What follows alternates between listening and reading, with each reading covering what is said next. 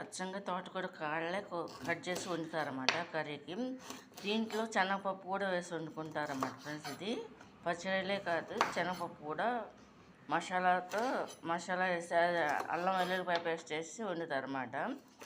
దీనికి కూడా అలాగే వండుతారన్నమాట ఫ్రెండ్స్. అది చూడండి, ఈ ముక్కలతో వండుతారన్నమాట ఫ్రెండ్స్. ఇది తోటకూర కాళ్ళు పచ్చిరొయ్యలు. ఫ్రెండ్స్ ఎలా ఉన్నారు, బాగున్నారా? ఇది తోటకూర కాళ్ళు అనమాట ఫ్రెండ్స్. వీటితో కర్రీ వండుతాం అనమాట ఫ్రెండ్స్. ఇప్పుడు చూడండి, దీన్ని పచ్చిరొయ్యలు అనమాట. తోటకూర కాళ్ళను పచ్చిరొయ్యలు అనమాట ఫ్రెండ్స్. ఇది చూడండి. ఇవన్నీ కూడా ఏంటంటే పచ్చిరొయ్యలు క్లీన్ చేస్తాం కదా ఫ్రెండ్స్. అందులో ఆనియన్స్, కరివేపాకు, కొత్తిమీర వేసాను అనమాట. పొయ్యి మీద ఆయిల్ పోస్తాను అనమాట ఫ్రెండ్స్. చూడండి, ముందుగా ఆనియన్స్, పచ్చిరొయ్యలు వేసేసుకున్నాను అనమాట ఫ్రెండ్స్. చూడండి,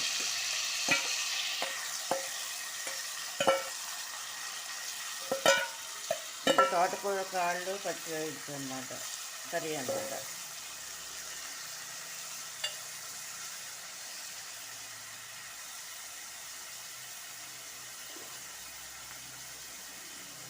అల్లం వెల్లుల్లిపాయ పేస్ట్ కూడా వేసేసుకోవాలన్నమాట ఫ్రెండ్స్. చూడండి,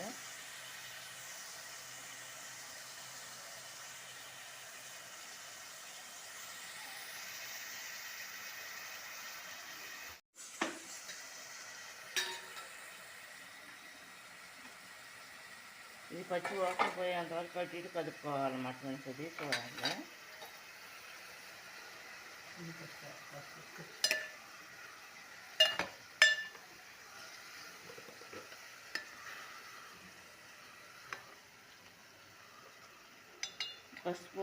పసుపు అనమాట ఫ్రెండ్స్. చూడండి,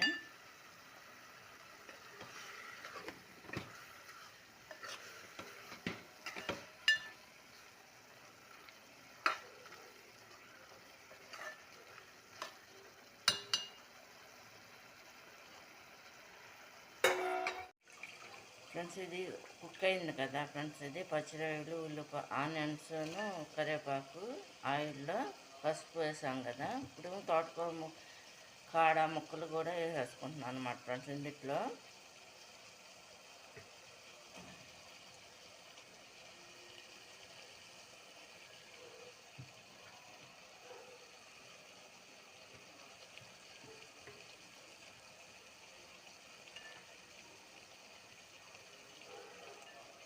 ఫ్రెండ్స్ సరిపడా సాల్ట్ కూడా వేసేసుకోవాలన్నమాట ఫ్రెండ్స్. చూడండి,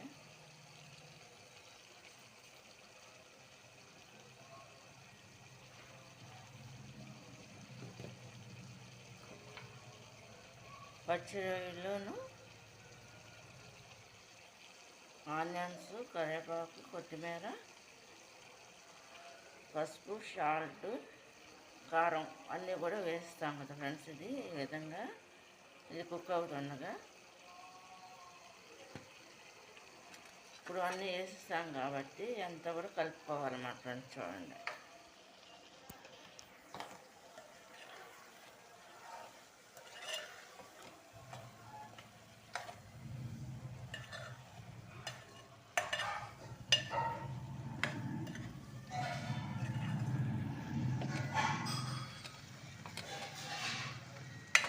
వాటర్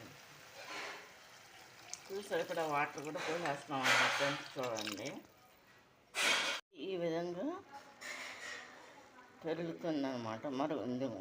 కుక్ అవుతుందన్నమాట ఫ్రెండ్స్. ఇది పచ్చిరొయ్యలను తోటకూర కాళ్ళు కూర అయిపోవచ్చిందన్నమాట ఫ్రెండ్స్. చూడండి,